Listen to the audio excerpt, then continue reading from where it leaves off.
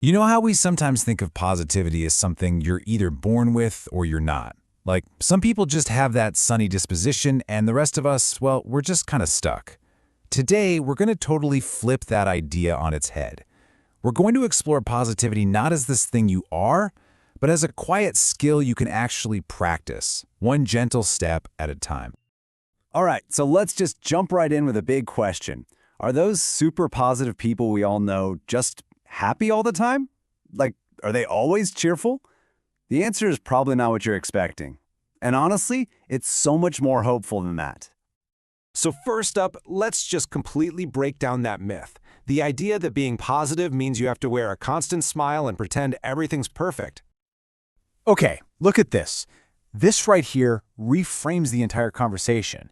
Instead of some fixed trade you can't change, positivity becomes a skill you can actually learn.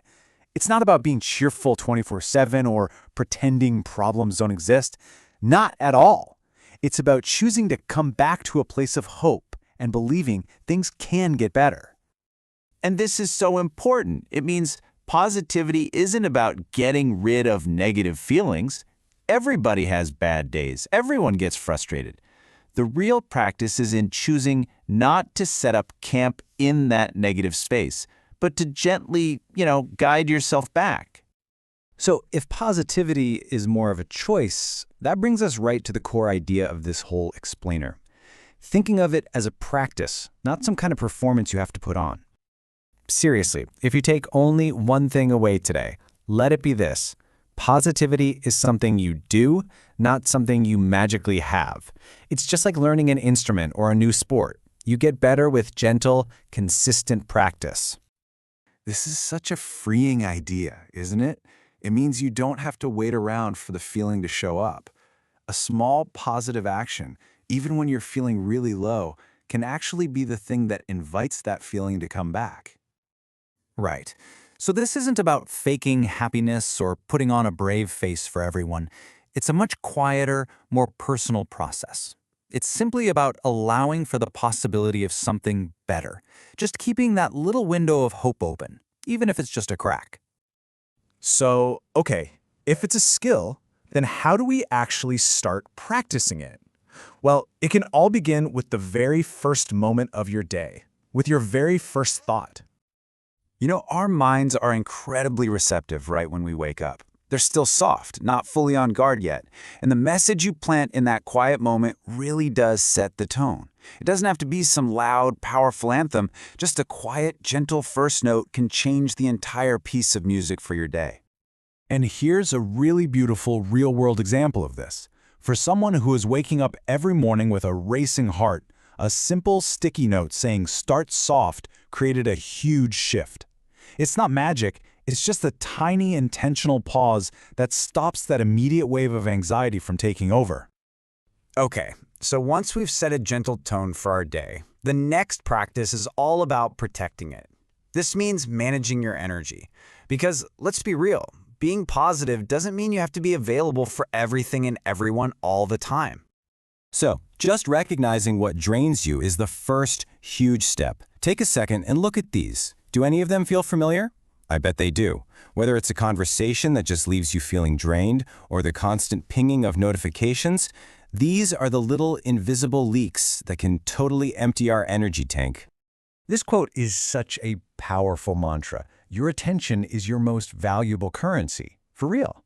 You get to decide where you spend it, and learning to say no, not with anger but with love for your own peace, is a massive part of this practice. And please hear this. Setting these gentle boundaries is not selfish. It is essential. It's how you save your energy for the people and the projects that actually lift you up and matter to you. All right, finally, let's talk about two quiet little superpowers that can build a really strong foundation for this practice: gratitude and gentle action. Let's completely redefine gratitude for a second. This approach just takes all the pressure off. You don't have to feel overwhelmingly grateful. You just have to be willing to pause and notice one small good thing. It becomes an action you take, not some big feeling you have to force. And this shows that practice in action. During a really tough time, the author shared this story about seeing sunlight on tree leaves. They just stopped, took a breath, and thought, "This is beautiful. I'm still here." That tiny little pause became an anchor, a reminder that beauty still exists even when things are hard. We so often think we need to feel better before we can do better. But you know what? A lot of the time, it actually works the other way around.